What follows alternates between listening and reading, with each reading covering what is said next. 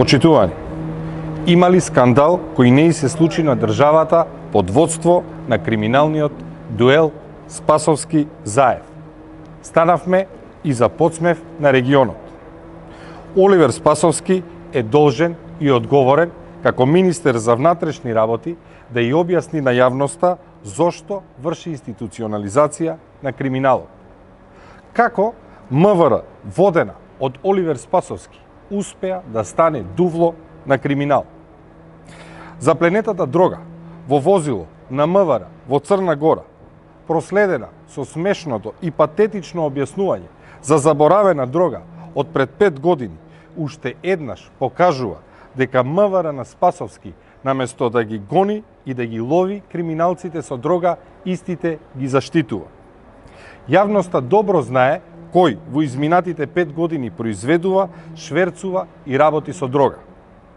Семејството Заев, како собственици на најголемите плантажи за производство на марихуана, началникот Чипсиот и шоферот на Заев, како докажани шверцери, а сега дали во таа низа и официјално се вклучи и Спасовски.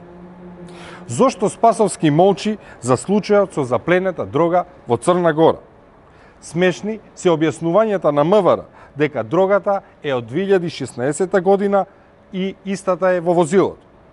Од 2016 до денес има повеќе од 5 години, а Оливер Спасовски без прекин е министер во Министерството за внатрешни работи. И тој имал доволно време да се запознае со секое едно делче од Министерството, а не да му остане дрога во автомобил. Кого лаже Спасовски?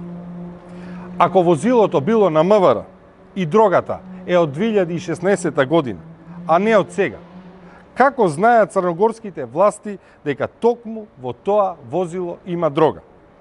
Знаеме дека полициските сили низ државите работат со дојави и информации кои ги поседуваат партнерските служби. Тоа што фатиле дрога во возило на МВР говори дека дрогата не е од пред 5 години, туку е од сега. Јавното обвинителство да не чека на Спасовски, кој добро глуми, нека ги праша црногорските власти за помош. И тоа нека ги праша од каде е дрогата, каде требало да биде испорачана и кој стои зад нарачката. Очигледно е дека станува збор за пресретнување на шверц на дрога.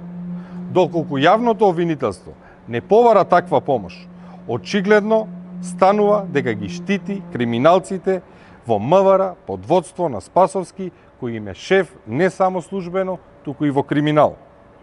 Почитувани, доколку дрогата била од 2016 година, таа немало да седи во возило на автопаркот во МВР со години, туку веќе ќе била уништена. Секоја запленена дрога се регистрира, а дрогата се уништува. Не се чува во Министерството за внатрешни работи. Очекуваме јавното обвинителство да постапи стручно и професионално. Сите факти во случајов се на дофат на рака.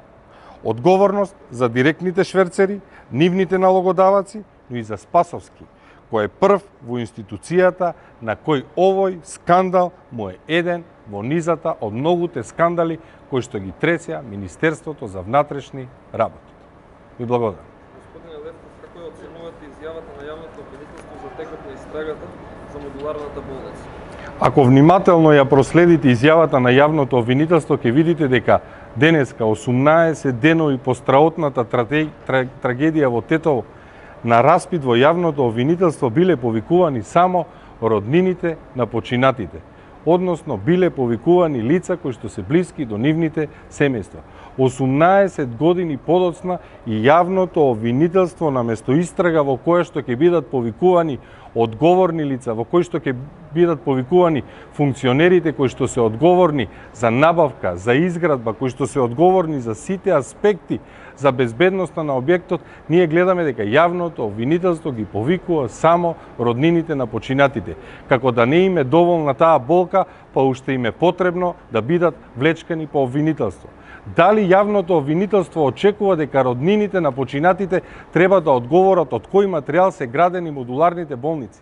Дали јавното обвинителство очекува дека роднините на починатите треба да дадат одговор дали модуларните болници имале или немале систем за рана детекција?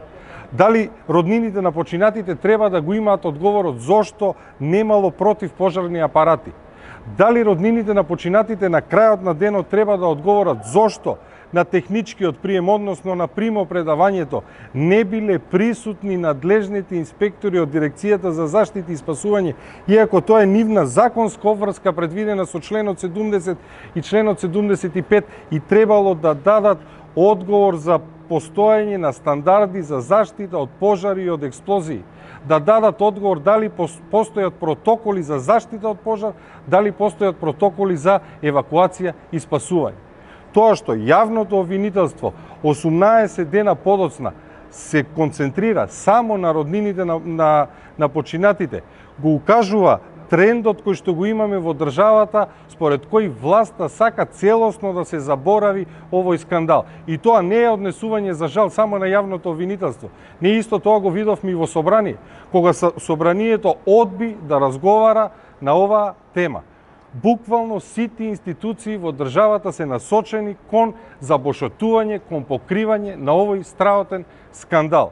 Во најголем интерес на јавноста е јавното обвинителство сериозно да ја продолжи истрагата и во јавното обвинителство да појдат и да бидат повикани најодговорните лица за да се дадат одговор на клучните прашања. А тоа е кој се пропусти ја предизвика страотната трагедија. Тоа е. Други прашања? Благодарам.